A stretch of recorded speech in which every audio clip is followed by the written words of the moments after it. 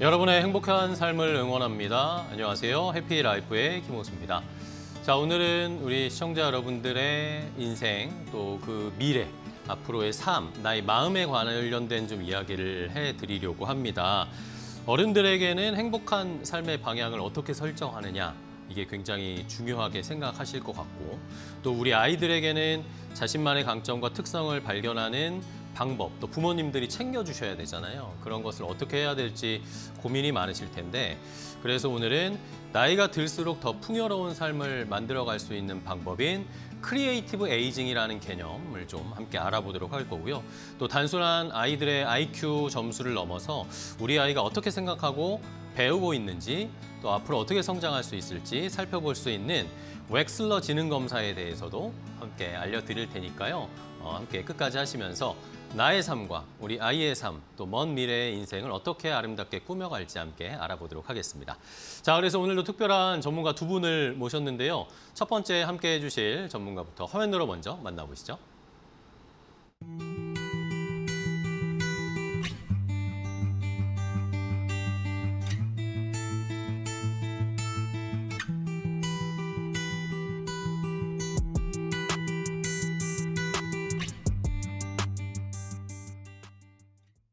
자, 첫 번째 함께 해주실 전문가 직접 만나서 인사 나눠보도록 하겠습니다. 오픈 유어 아트의 박혜연 대표 모셨습니다. 안녕하세요, 대표님 반갑습니다. 네, 안녕하세요. 반갑습니다. 반갑습니다. 네, 우리... 현재 15년 차 아나운서이자 네. 오픈 유어 아트 대표로 있는 박혜연입니다. 반갑습니다. 네, 반갑습니다. 이렇게 소개를 해주셨네요. 카메라 보고 한 번 더 시청자분들께 소개 좀 부탁드릴게요. 알겠습니다. 안녕하세요. 반갑습니다. 저는 15년 차 프리랜서 아나운서이자 오픈 유어 아트라는 회사를 운영하고 있는 박혜연입니다. 반갑습니다. 네, 반갑습니다. 자, 박혜연 대표님과 함께 어떤 이야기를 나눠볼지 일단은 주제가 정해져 있어요. 그래서 어떤 내용인지 주제를 먼저 화면으로 확인하고 이야기 이어가 보도록 하겠습니다.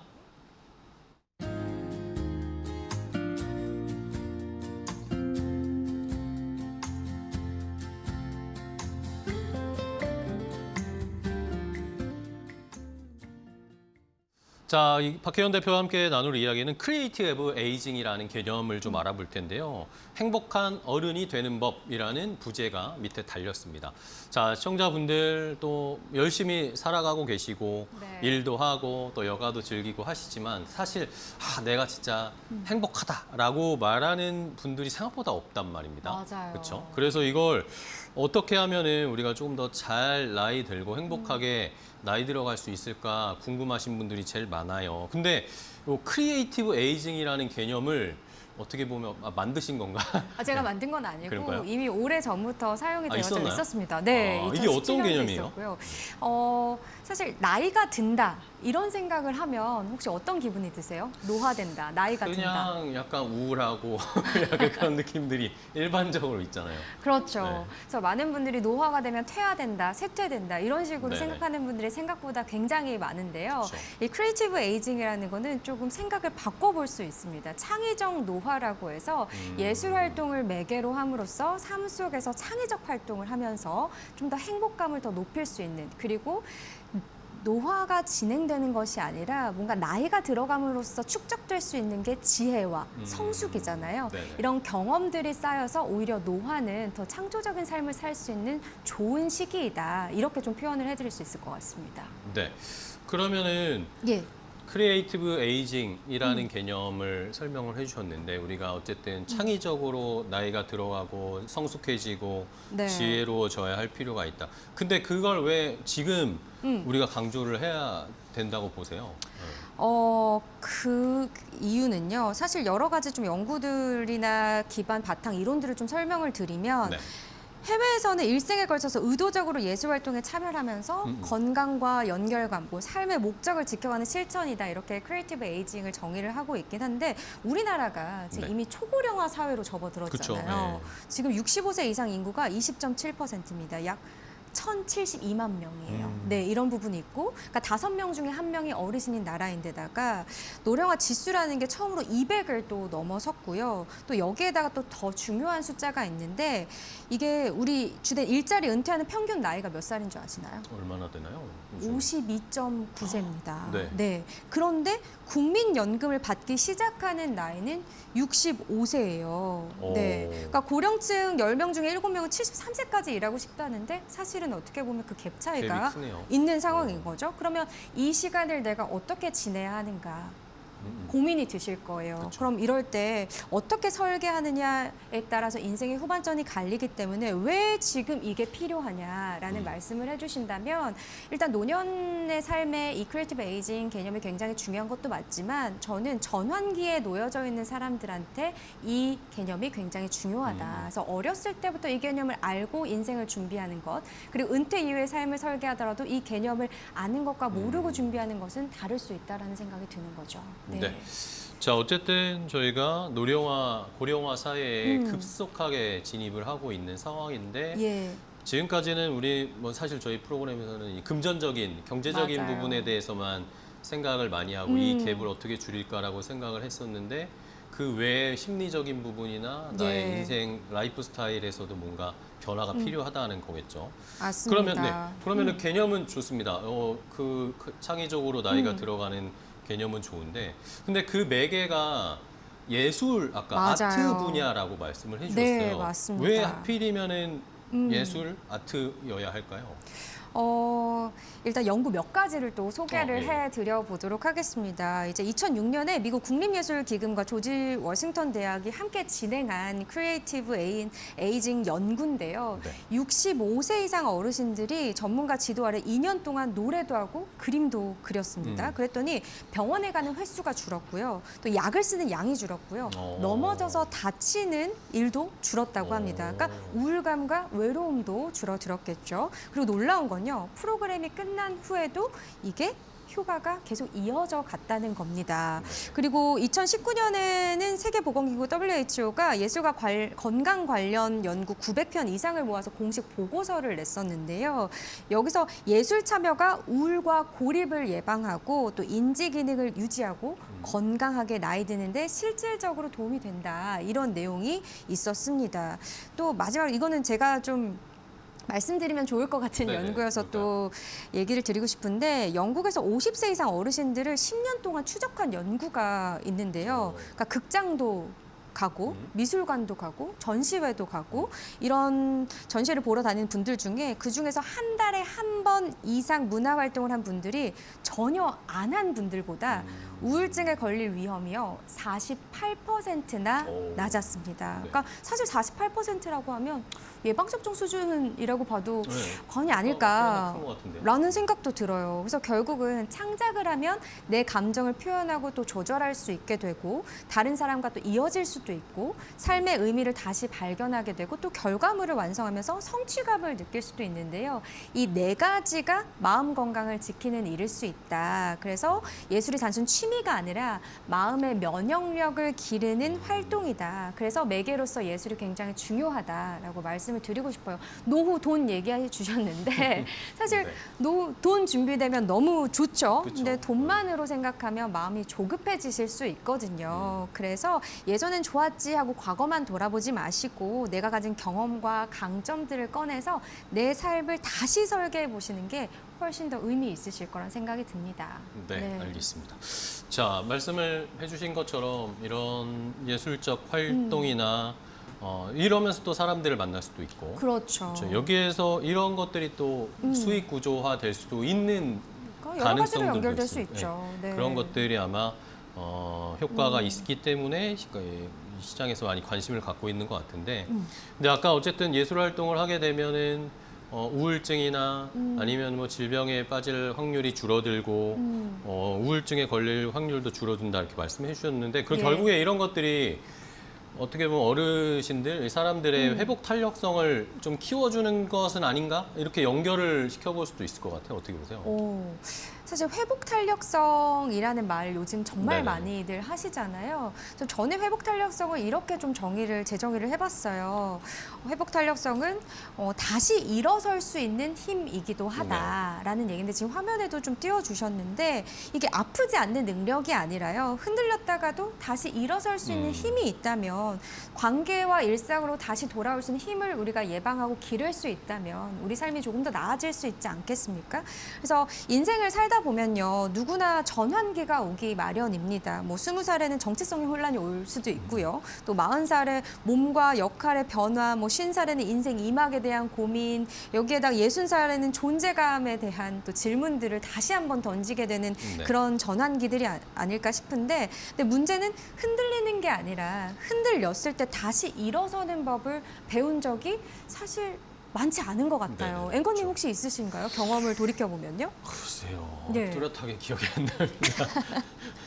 그러니까 우리 사회가 이 예방에 대한 얘기는 그쵸, 많이 네. 해주지는 않았던 것 같아요. 그래서 제가 프리다 칼로를 조금 소개를 해드리자면 네네. 프리다 칼로의 삶을 아마 오늘 깊이 있게 말씀은 안 드리지만 한번 찾아보시면 굉장히 네. 고통 속의 삶을 살았습니다. 상상하기 어려울 정도로. 그런데 이 화가가 멕시코에서 굉장히 유명한 국민 화가거든요. 이 화가가 어떻게 자신의 고통을 승화시켰는지 결국은 예술이었습니다. 그림을 그리면서 그것을 감정으로 해소하게 되고 표현하게 되고 이렇게 삶을 또 살아나가는 연습을 하게 됐는데요.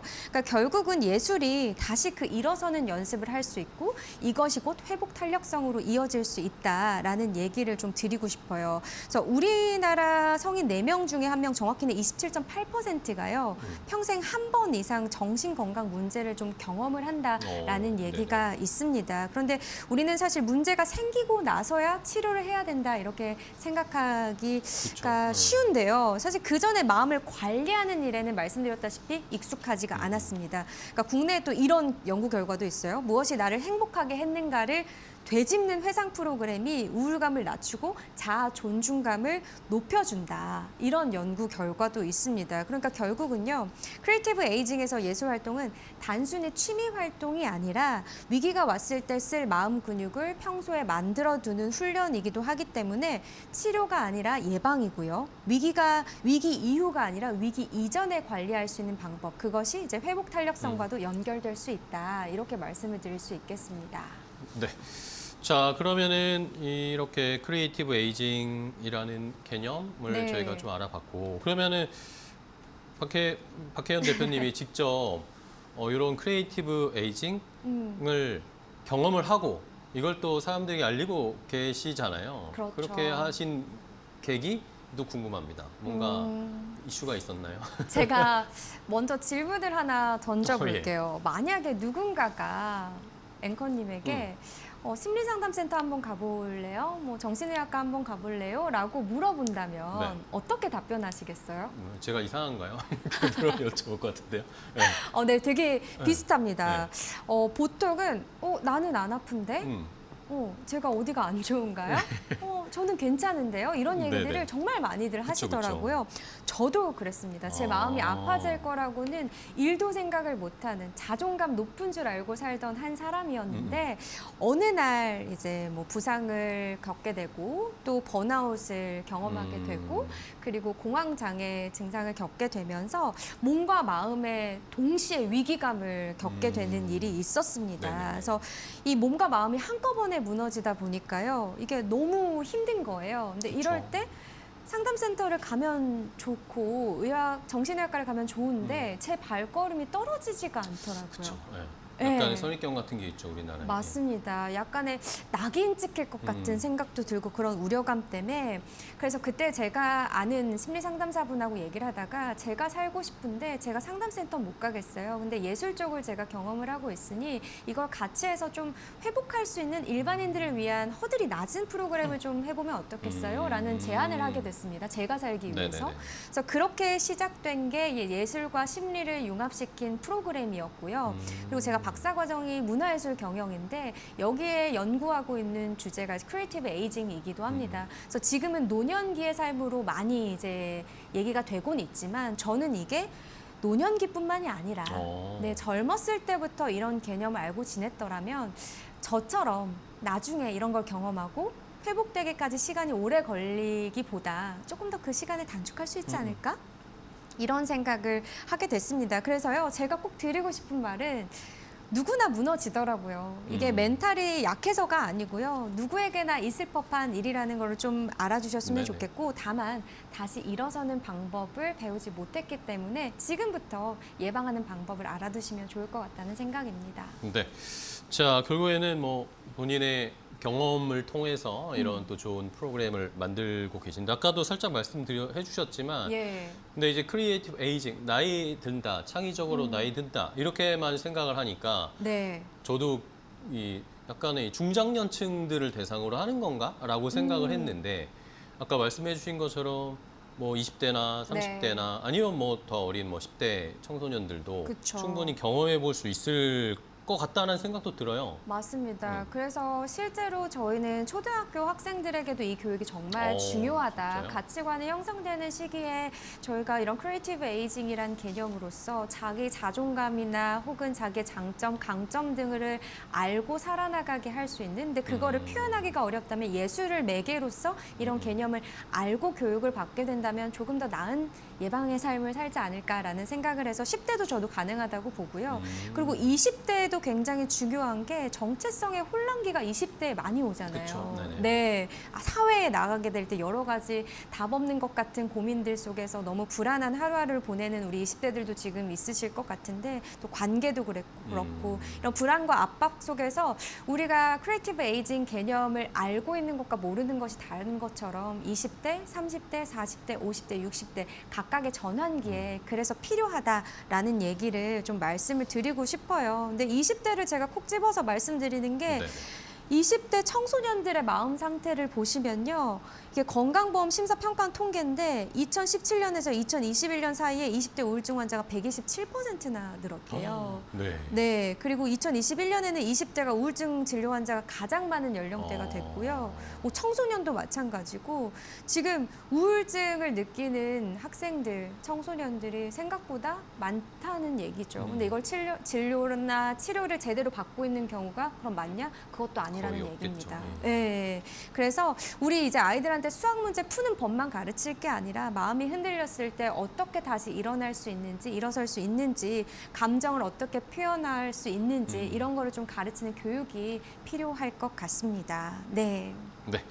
자, 이렇게 어렸을 때부터 저희는 네. 뭐 저는 사실 그런 것들을 못 배워가지고 저희도 아니, 저도 마찬가지예요. 네, 저희도 모두가 그런 걸 그렇죠. 배우는 과정 네. 자체를 경험해 본 적이 없으니 이제는 어린 친구들도 더 빨리 그런 것들을 배우면 자기가 좋아하는 것이나 또 자기의 마음가짐을 잘 다스리면서 또 그렇죠. 일도 해나갈 수 있는 그런 맞습니다. 계기를 만들어주는 게 필요하겠네요. 네. 그러면은 그럼 궁금한 거는 실제로 그런 프로그램을 어떻게 운영을 하시는지 어떤 활동을 하면서 이런 네. 크리에이티브 에이징을 배울 수 있는지가 제일 궁금해요. 제가 맞춤형으로 좀 진행을 해드리고 네네. 있기는 한데 일단 아프기 전에 예방하자라는 슬로건 아래에 초등학생부터 시니어까지 생애 주기별로 좀 프로그램을 운영을 하고 있습니다. 네, 그러니까 예술과 심리, 기술이 하나로 융합된 5070 세대 프로그램들이 있는데 하나씩 좀 설명을 드리면 일단 네네. 시니어 분들을 위해서는 자기 얘기를 하는 경우가 점점 줄어들어요. 네, 그래서 그분들이 다시 자존감을 좀 찾게 해드리고자 본인의 이야기를 글과 그림으로 표현할 수 있는 시간, 그 다음에 AI의 영상으로 또 직접 최신 기술을 활용해서 자신의 영화, 스토리를 만들 수 있는 이런 프로그램을 좀 기획을 해서요. 이제 어르신들이 돌봄의 대상이 아니라 문화의 주인공으로 모시는 시간을 좀 만들어 드리고 있고요. 그리고 뭐 심리, 예술, 스피치를 또 연결해서 방금 전에 말씀드린 것처럼 초등학생들을 위한 강점 발견 프로그램도 운영을 하고 또 청소년들 같은 경우는 진로 토크 콘서트들은 굉장히 또 많아요. 여기에 심리를 좀 가미해서 토크 콘서트 형태로 열어드리는 경우도 있고요. 뭐 2030 세대는 취업 문제가 또 있잖아요. 이거를 뭐 퍼스널 브랜딩이랑 외적을 많이 신경 쓰는데 내면까지 같이 준비할 수 있는 이런 방법들을 좀 심리를 일상 속에 넣어서 대신에 그걸 예술로서 좀 도구를 활용해서 풀어드리고 있습니다. 그래서 기업이나 뭐 공공기관, 학교, 시니어 단체 이런 데 대상과 목적에 맞춰서 저희가 프로그램 맞춤형으로 기획 진행하고 있습니다. 네, 알겠습니다. 결국에는 예술을 매개체로 뭐 수단으로 활용을 해서 나의 속마음을 들여다보고 그걸로 또 나의 이야기를 꺼내보고 그렇죠. 내가 뭘 좋아하는지 원하는지 그런 것들을 함께 볼 수 있는 방법들로 프로그램을 진행하시는 거네요. 어르신들 뭐 사실 뭐 본인 얘기 안 하시잖아요. 뭐 자식들 얘기하고 맞아요. 그렇죠. 정치 얘기하고 얘기하시니까 어느 순간부터 나 자신을 잃어가는 듯한 네. 느낌을 받으실 때가 많으신 것 같고 그렇다 보니까 살아있다는 생각보다는 퇴화되고 쇠퇴되고 있다. 내가 할 수 있는 게 별로 없어지고 있다. 이런 생각을 많이 하시는 것 같아요. 근데 이제 논문들도 보면요. 크리에이티브 에이징 관련 논문에서는 우리가 뇌세포가 나이가 들면 잘 생성이 안 된다고 알고 네. 있잖아요. 과학적으로 잘못된 정보입니다. 그래요? 뇌세포는 똑같이 계속 생성이 되더라고요. 그러니까 우리가 잘못된 정보들을 가지고 노화에 대해서 너무 안 좋게 부정적으로 생각하고 있진 않은가라는 생각도 다시 한번 해보게 됩니다. 알겠습니다. 네.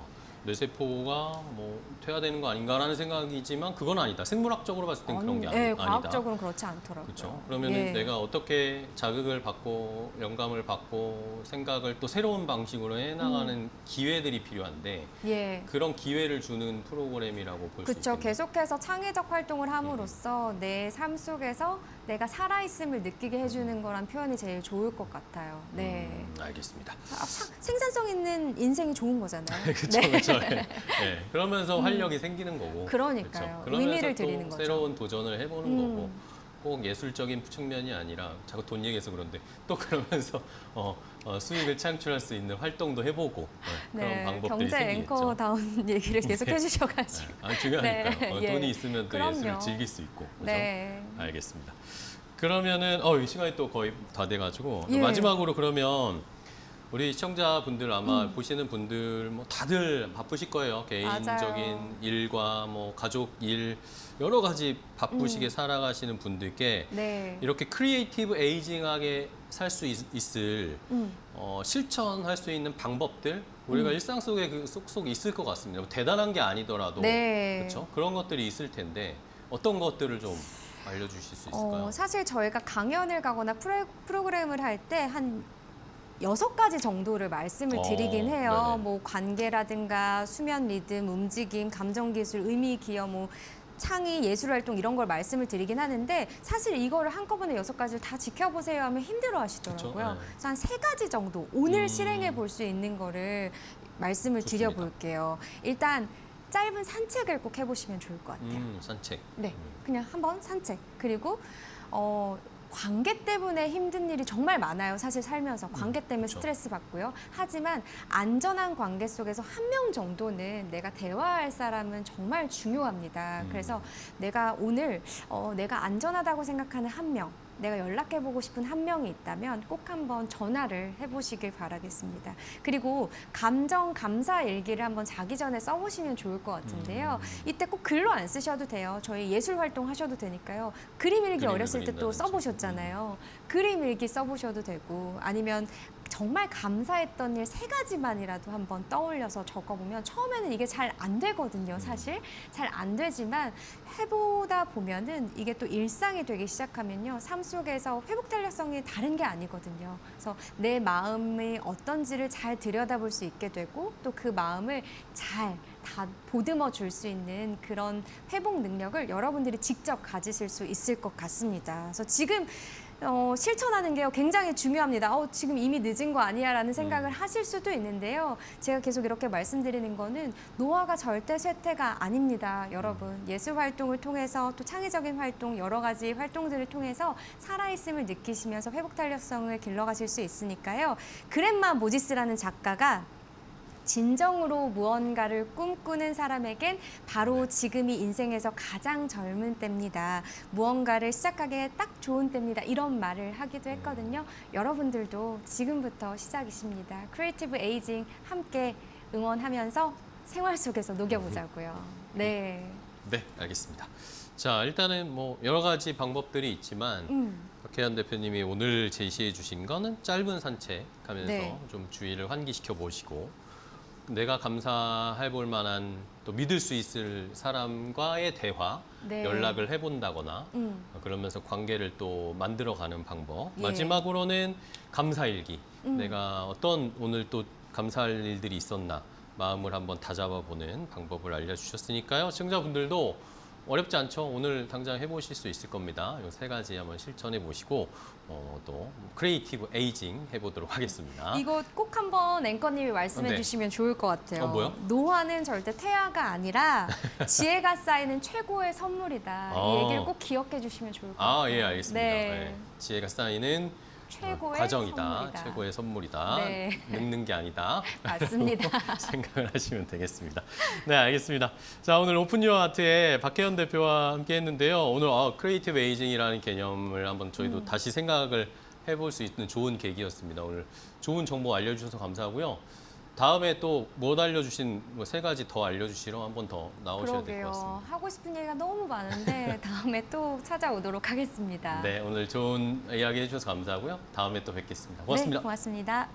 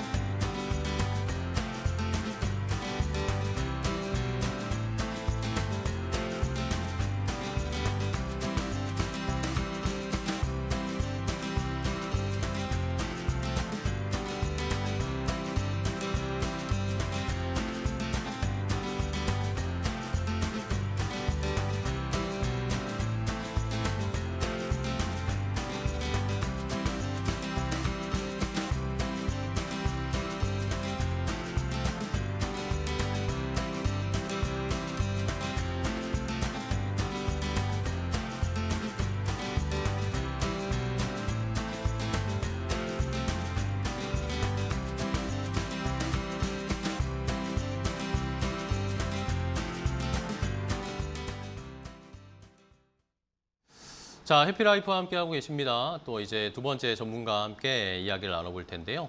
어떤 분과 함께 할지 화면으로 먼저 소개해드리겠습니다.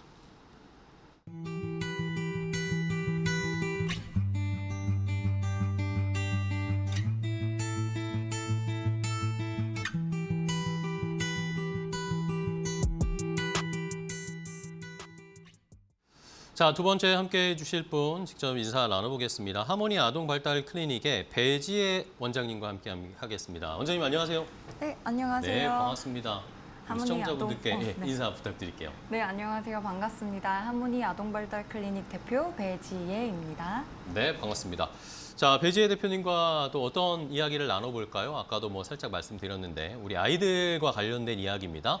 두 번째 이야기 주제 바로 공개하겠습니다.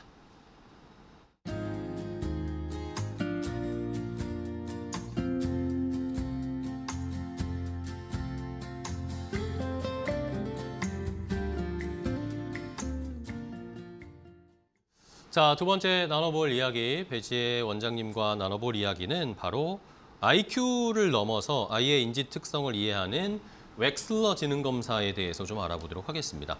자, 뭐 과거에 뭐 저의 세대 때는 너 IQ 몇이야, IQ가 높으면 똑똑하구나, 그냥 이랬는데 이제 시대가 달라졌잖아요. IQ도 생각해야 되고 뭐 EQ도 생각하고 뭐 Q가 너무 많습니다. 그런데 이번에는 웩슬러 지능검사네요. 웩슬러 지능검사가 뭐예요, 원장님? 네, 웩슬러 지능검사는 흔히 IQ 테스트라고 생각하시는데요. 네. 전체 IQ를 확인하는 것도 중요하지만 핵심은 한 사람이 정보를 이해하고 기억하며 문제를 해결하는 과정에서 어떤 강점과 특성을 보이는지 종합적으로 살펴보는 데 있습니다. 웩슬러 지능검사에서는요, 언어 이해, 시공간, 유동추론, 작업 기억, 처리 속도 5가지 인지 영역을 평가합니다. 쉽게 말씀드리면요. 언어를 얼마나 잘 이용하고 활용하는지, 그림이나 공간 정보를 얼마나 잘 파악하는지, 낯선 문제를 접했을 때 논리적으로 해결할 수 있는지, 필요한 정보를 머릿속에 기억하면서 활용할 수 있는지, 그리고 주어진 과제를 얼마나 빠르고 정확하게 수행하는지를 살펴봅니다. 웩슬러 지능검사는요, 학교 시험처럼 배운 지식의 양을 확인하는 검사가 아니에요. 같은 연령과 비교했을 때 현재 어떤 영역에서 강점을 보이는지, 또 어떤 영역에서 상대적으로 도움이 필요한지를 알아보는 표준화된 검사입니다. 따라서 웩슬러 지능검사는 단순히 IQ 점수 하나를 확인하는 데 그치지 않고 아이의 인지적 특성을 이해하고 적절한 교육과 지원 방향을 찾는 데 활용하실 수 있습니다. 네, 알겠습니다. 웩슬러 지능 검사 그냥 단순히 우리가 옛날에 뭐 IQ가 100 넘었어, 난 두 자리야 이렇게 따지는 게 아니라 상대적으로 이제 같은 나이대의 친구들에 비해서 어떤 능력이 뛰어나고 어떤 건 좀 부족한지 이런 것들을 알아볼 수 있는 검사네요. 네, 맞습니다. 그러면은 이 웩슬러 검사는 이 연령대별로 어떻게 저희가 구분해서 검사를 받고 또 평가를 해볼 수가 있나요? 네, 웩슬러 지능검사는 연령에 따라서 유아용, 아동용, 성인용으로 나뉩니다. 유아용 윕시의 경우는요, 만 2세 6개월부터 7세 7개월까지, 아동용 위스크의 경우 만 6세 6개월부터 만 6세부터 만 16세 11개월까지, 성인용 웨이즈의 경우는 만 16세부터 만 69세 11개월까지 진행하고 있습니다. 이렇게 연령에 따라 한 가지 검사만 가능한 경우도 있지만 두 종류 검사를 모두 받을 수 있는 시기도 있습니다. 만 6세부터 만 7세 7개월까지는 유아용과 아동용 검사가 모두 가능하고요. 만 16세부터 만 16세 11개월까지는 아동용과 성인용 검사가 모두 가능합니다. 그렇네요. 말씀해 주신 걸 보면은 이렇게 겹치는 교집합인 그 나이대 시기가 있는데 그러면 이때는 어떤 걸 한 단계 아래 걸 받아야 되는지 아니면 그 윗 단계를 받아야 되는지 어떻게 검사를 받아야 되나요? 네, 이 질문을 정말 많이 해주시는데요. 그래서 연령이 겹치는 경우에는 생활 연령뿐 아니라 발달 수준, 학업 및 생활 환경, 검사 목적 등을 종합해서 검사자가 적절한 검사 도구를 선택합니다. 만 6세에는 유아용과 아동용 검사를 모두 실시할 수 있는데요. 네. 검사 상황에 대한 부담이 크거나 발달적으로 유아용 과제가 더 적합하다고 판단되면 유아용 검사를 고려할 수 있습니다. 반면에 학령기 인지 특성이나 학습과 관련된 부분을 살펴보는 것이 주요 목적이라면 아동용 검사를 고려하실 수 있습니다. 또 만 16세는 아동용 검사와 성인용 검사를 모두 실시할 수 네네. 있는 나이입니다. 그래서 학교 생활이나 학습을 중심으로 청소년기의 특성을 살펴볼 건지 아니면 성인으로서의 일상생활과 적응 능력을 중심으로 살펴보실 건지에 따라서 검사 도구를 선택하게 됩니다. 다만 영재성이 의심된다고 해서 무조건 아동용 검사를 선택하거나 아이의 부담을 줄이기 위해 무조건 유아용 검사를 선택하는 것은 아닙니다. 점수가 더 높게 나올 것 같은 검사를 고르는 것도 적절하지는 않고요. 검사마다 과제 구성과 비교 기준이 다르기 때문에 검사를 받는 이유와 현재 발달 단계를 충분히 확인한 뒤 검사자와 상의해 선택하는 것이 중요합니다. 네, 알겠습니다. 자, 그러면은 이 웩슬러 지능 검사에서는 어떤 것들을 우리가 알 수 있을지가 제일 시청자분들이 궁금하실 것 같아요. 아까 뭐 크게 5가지 영역을 체크해 볼 수 있다라고 해주셨는데 요거를 조금 더 자세하게 좀 알아볼까요? 네. 네, 대표적으로 웩슬러 지능 검사에는 5가지 영역을 살펴보는데요. 첫째, 언어 이해입니다. 말과 개념을 이해하고 자신이 알고 있는 내용을 언어로 설명하는 능력입니다. 둘째는 시공간 능력입니다. 시각적인 정보를 분석하고 부분적인 단서를 바탕으로 전체의 형태와 공간적 관계를 파악하는 능력입니다. 셋째, 요동추론입니다. 처음 보는 문제에서 규칙을 발견하고 논리적으로 해결하는 능력입니다. 넷째는 작업 기억인데요. 정보를 잠시 머릿속에 보관하면서 사용하는 능력입니다. 다시 말해 시각적, 청각적, 단기 기억 능력을 체크해 보실 수 있습니다. 다섯째, 처리 속도입니다. 제한된 시간 안에 빠르고 정확하게 처리하는 능력입니다. 다만 특정 영역의 점수가 낮다고 해서 그 능력이 전혀 없다는 뜻은 아닙니다. 다른 영역보다 시간이 더 필요하거나 시간적 압박이 주어진 상황에서 더 많은 부담을 느낄 가능성이 있다라는 의미로 이해해야 합니다. 네. 자, 그러면은 이렇게 5가지 영역에 대해서 우리 아이들의 능력을 좀 알아볼 수 있는데, 그때 결국에는 또 우리나라에서는 이거를 또 총합을 낸단 말입니다. 그렇죠? 그러면서 결국에 웩슬러 검사를 해도 다시 또 그러면은 이 총합 IQ가 제일 중요한 거 아니야? 총합 IQ가 높으면 우리 아이 똑똑한가 보다. 아니면 또 낮으면 또 문제가 있는 거 아니야? 이렇게 생각하실 것 같단 말이죠. 이건 어떻게 봐야 될까요? 물론 전체 IQ는 중요한 결과예요. 근데 네네. 그것만으로는 한 사람의 능력을 모두 설명할 수는 없습니다. 전체 IQ가 같더라도 어떤 아이는 언어를 이해하고 표현하는 능력이 강할 수 있고 다른 아이는 시각적으로 규칙을 파악하고 문제를 해결하는 능력이 강할 수 있습니다. 만약 영역별 점수 차이가 크다면 전체 IQ가 아이의 인지적 특성을 충분히 대표하지 못할 수도 있습니다. 이때는 영역별 점수와 검사 과정에서 나타난 행동을 더 세심하게 살펴봐야 합니다. 전체 IQ가 책의 제목이라면 영역별 점수와 검사 과정은 책의 본문과 같습니다. 제목만 보고 책의 전체 내용을 알기 어렵듯이 IQ 숫자 하나만으로는 아이의 능력과 가능성을 충분히 이해하기는 어렵습니다. 알겠습니다. 그러면 아까 우리 원장님께서 중간에 말씀해 주셨지만 같은 IQ 총합 숫자가 나왔어도 그 내부의 이 영역이나 이 아이의 특성을 살펴보면은 분명히 다른 스펙트럼으로 나올 것 같거든요. 그 케이스를 한번 좀 구체적으로 좀 알아볼까요? 네, 분명히 다를 수 있습니다. 전체 IQ가 같더라도요, 네. 영역별 강점과 어려움이 서로 다를 수 있기 때문인데요. IQ 점수가 같은 두 아동을 비교해 보겠습니다. 네. A 아동은요, 말로 설명하거나 개념을 이해하는 능력은 좋지만 빠르게 보고 답해야 하는 과정에서는 시간이 조금 더 필요했습니다. 내용을 이해하지 못하는 것은 아니지만 시간 제한이 있는 시험이나 빠르게 필기해야 하는 상황에서는 자신의 능력을 충분히 보여주지 못할 수도 있습니다. 따라서 A 아동에게는 빨리 답하라고 재촉하기보다는 생각을 정리하고 정확하게 답할 수 있도록 충분한 시간을 주는 것이 도움이 됩니다. 반면 B 아동은 그림의 규칙을 파악하고 시각적인 정보를 활용하여 문제를 해결하는 능력은 뛰어났지만 많은 정보를 한꺼번에 들으면 그 내용을 모두 기억하는 데 있어서 어려움을 보였습니다. 예를 들어 준비물 챙기고 숙제 가방에 넣은 다음 알림장에 사인 받아와 라고 말하면 한두 가지만 하고 나머지는 잊어버릴 수 있습니다. 해야 할 일을 모르는 것이 아니라 들은 내용을 한꺼번에 기억할 때 부담이 커지는 것입니다. 따라서 B 아동에게는요, 지시를 짧게 나누어 전달하고 해야 할 순서를 메모나 체크리스트로 보여주는 것이 도움이 됩니다.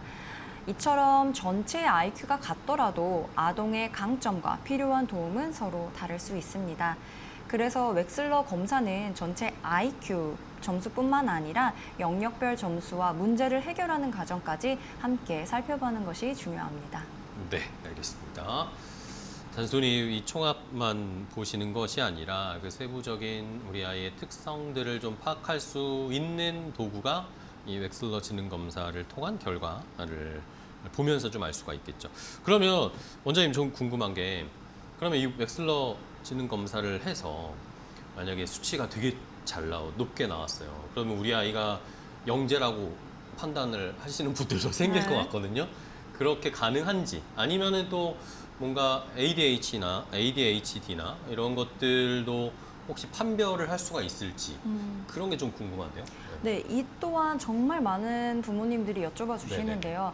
사실 웩슬러 검사 하나만으로 ADHD와 영재 여부를 확정할 수는 없습니다. 다만 검사 결과와 검사 과정에서 나타난 행동을 통해 어느 정도 특징이나 가능성은 살펴볼 수 있습니다.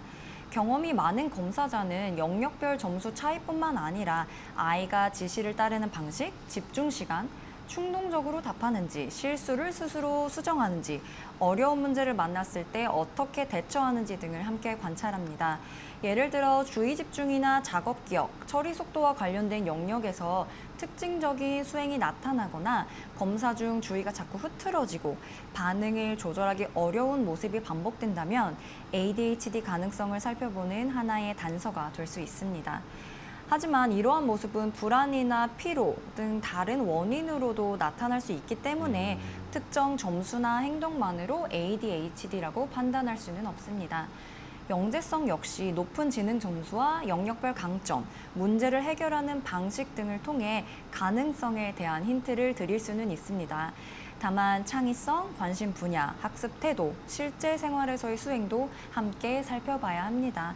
따라서 웩슬러 지능 검사를 통해 ADHD나 영재성의 가능성을 살펴볼 수는 있지만 정확한 판단을 위해서는 다른 검사 결과와 평소 생활 모습도 함께 고려해야 합니다.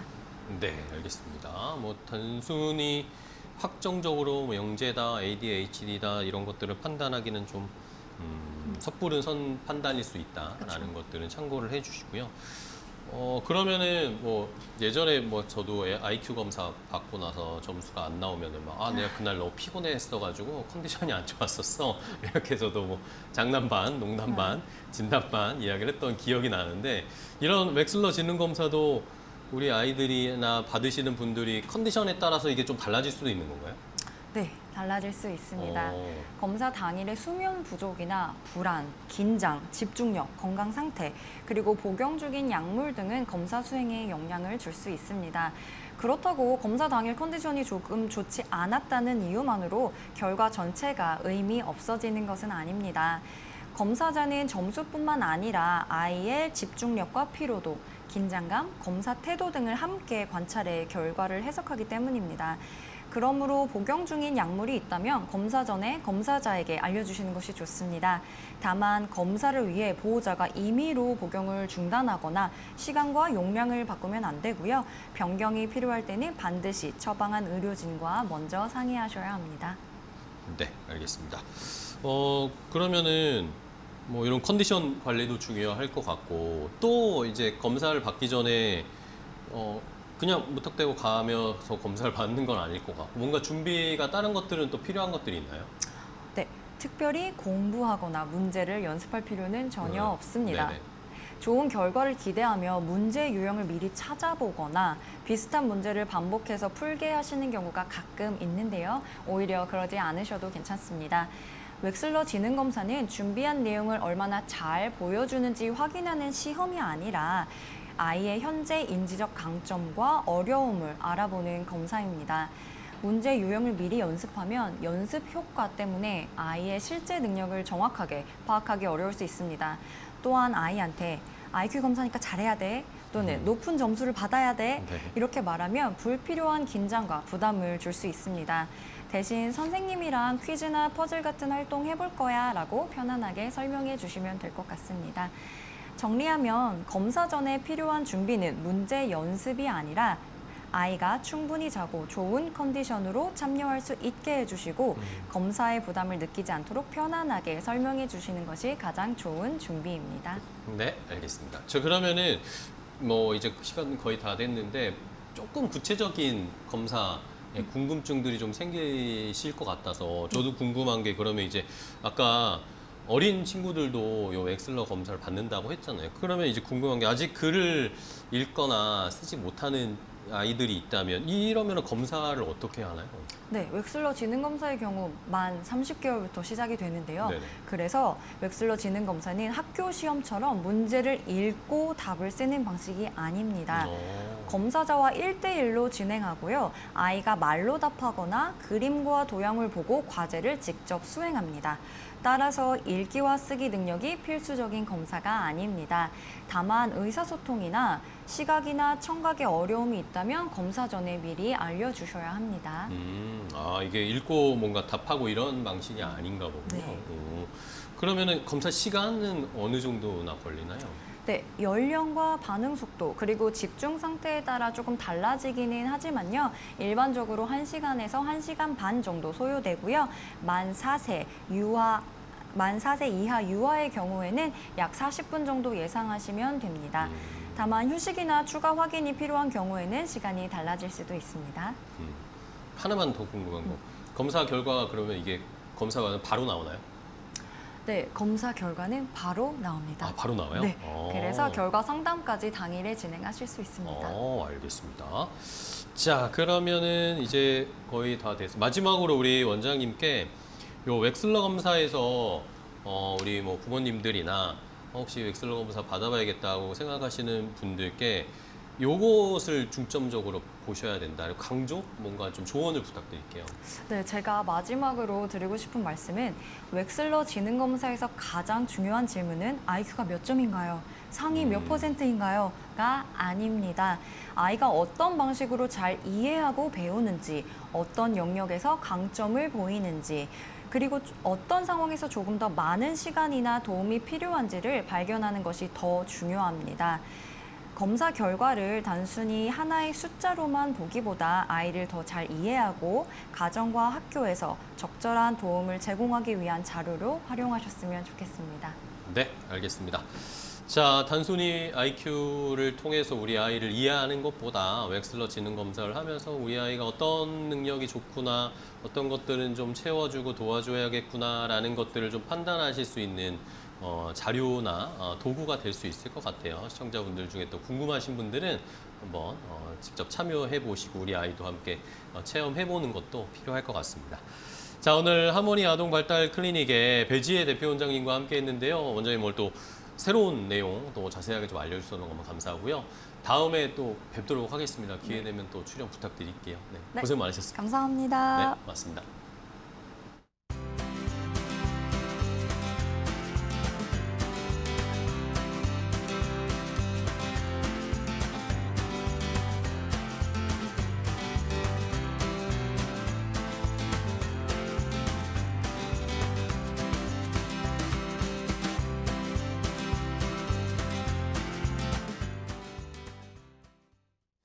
여러분의 행복한 삶을 응원하는 해피라이프, 오늘 저희가 준비한 정보는 여기까지 전해드리도록 하겠습니다. 저희는 다음 시간에 또 더 행복해질 수 있는 정보 가지고 찾아뵙겠습니다. 시청해주신 여러분 고맙습니다.